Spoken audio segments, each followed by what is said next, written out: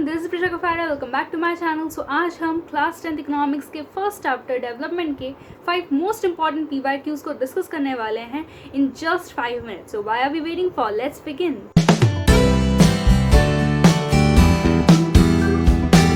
The first question is here, people have conflicting development goals, support the statement with examples. लोगों के अलग अलग goals होते हैं विच आर कन्फ्लिक्टिंग ऑल्सो।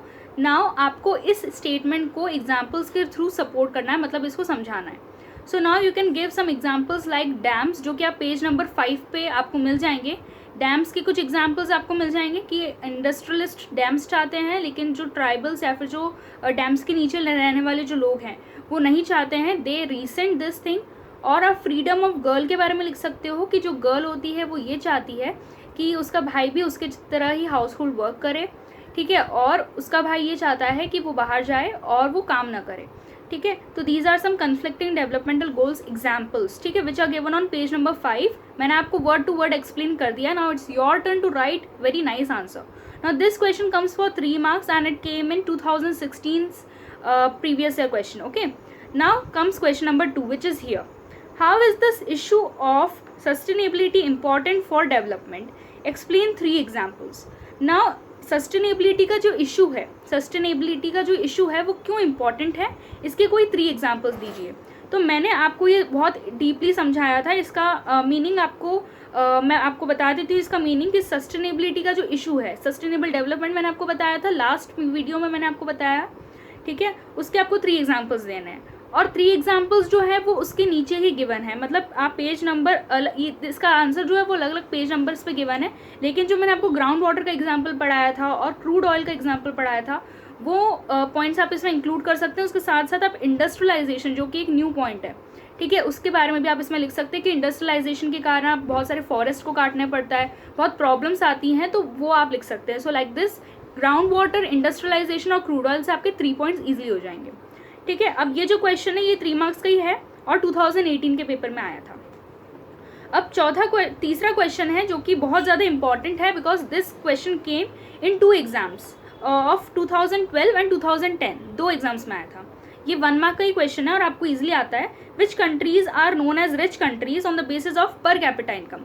कौन सी कंट्रीज को आप रिच कंट्रीज बोलते हो पर कैपिटा इनकम के बेसिस पे? तो this is given on page number 8। Rich countries का फिगर बताया था आपको US डॉलर्स में कि कितना फिगर होता है, उसकी जो वो होती है वो आप लिख लेंगे, ठीक है। Okay, now the 4th question is, state 3 factors other than human income which is important in life. तो आपको 3 दूसरे फैक्टर्स लिखने हैं जो कि ह्यूमन की इनकम से ज़्यादा इंपॉर्टेंट होते हैं या फिर बराबरी के होते हैं। ह्यूमन की इनकम से ज़्यादा इंपॉर्टेंट मैंने आपको बताया था, इक्वलिटी होती है, then the recent discrimination, then they want freedom, ठीक है। तो ये सारी चीज़ें आपको लिखना है। पेज नंबर 5 पे भी गिवन है, 3 marks का क्वेश्चन और 2013 के पेपर में आया था, ठीक है। अब आता है 5th question, describe any 3 possible goals of a landless rural labourer. देखिए मैंने आपको बहुत डीपली समझाया था ये वाला टेबल, जो कि पेज नंबर कौन से पेज नंबर पे गिवन है, this is given on page number 4, ठीक है। मैंने आपको बहुत डीपली इस चीज़ में समझाया था। लैंडलेस रूरल लेबरर आपके बुक में भी गिवन है, तो उसके डेवलपमेंटल गोल्स को पढ़ना, उससे ही 3 पॉइंट्स बना लेना तो आपको आ जाएगा। सो ये क्वेश्चन 2016 में आया था और 3 marks का क्वेश्चन है। सो विद दिस आपका चैप्टर फुल्ली कंप्लीट होता है। I told you the very important PYQs, ठीक है, which can come in from this chapter. इसके अलावा आप पूरा ही चैप्टर आपको पढ़ना है। It is not like that आपको इतने ही क्वेश्चंस को पढ़ना है, नहीं, मैंने ये नहीं बोला।